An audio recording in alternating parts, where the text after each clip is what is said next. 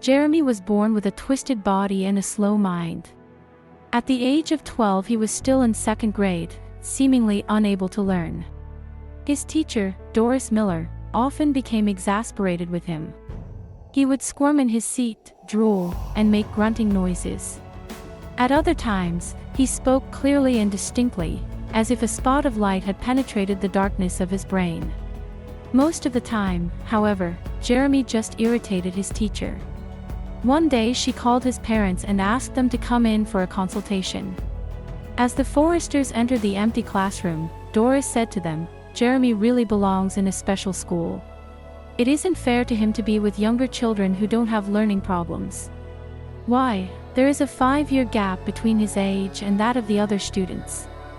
Mrs. Forrester cried softly into a tissue, while her husband spoke.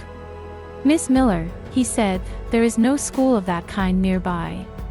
It would be a terrible shock for Jeremy if we had to take him out of this school. We know he really likes it here."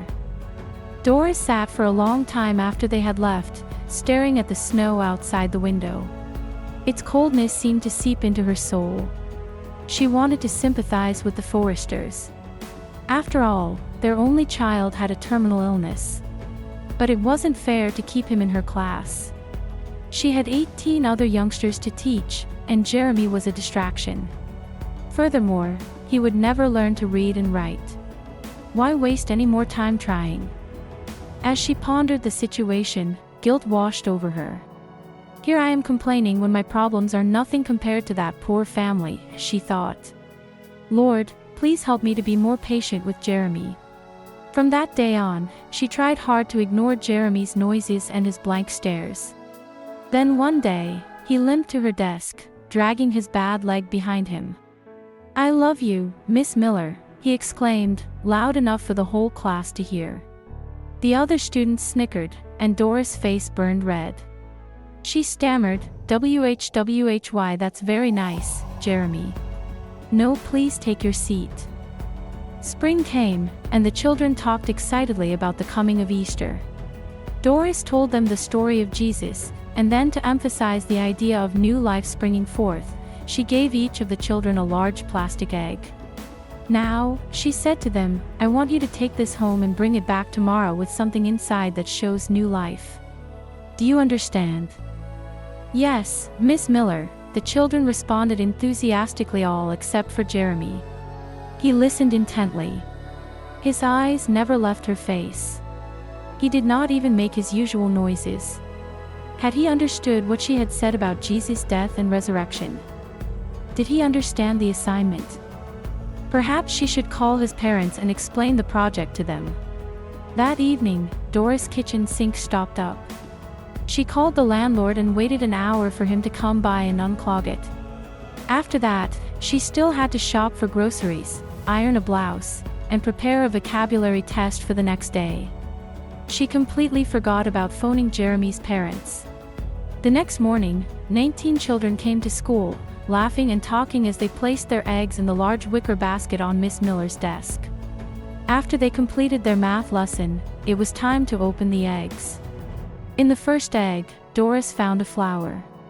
"Oh yes, a flower is certainly a sign of new life," she said. "When plants peek through the ground, we know that spring is here." A small girl in the first row waved her arm. "That's my egg, Miss Miller," she called out. The next egg contained a plastic butterfly, which looked very real. Doris held it up. "We all know that a caterpillar changes and grows into a beautiful butterfly. Yes, that's new life, too."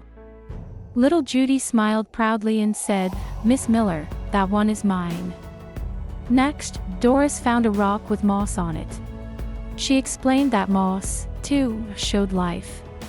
Billy spoke up from the back of the classroom. "My daddy helped me," he beamed. Then Doris opened the fourth egg.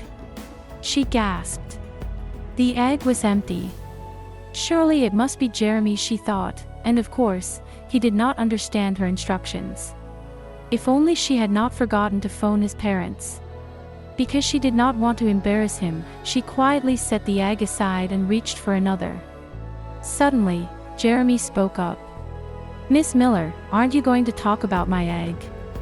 Flustered, Doris replied, but Jeremy, your egg is empty. He looked into her eyes and said softly, yes, but Jesus' tomb was empty, too. Time stopped. When she could speak again, Doris asked him, do you know why the tomb was empty? Oh, yes, Jeremy said, Jesus was killed and put in there. Then his father raised him up. The recess bell rang. While the children excitedly ran out to the schoolyard, Doris cried. The cold inside her melted completely away. 3 months later, Jeremy died. Those who paid their respects at the mortuary were surprised to see 19 eggs on top of his casket. All of them empty.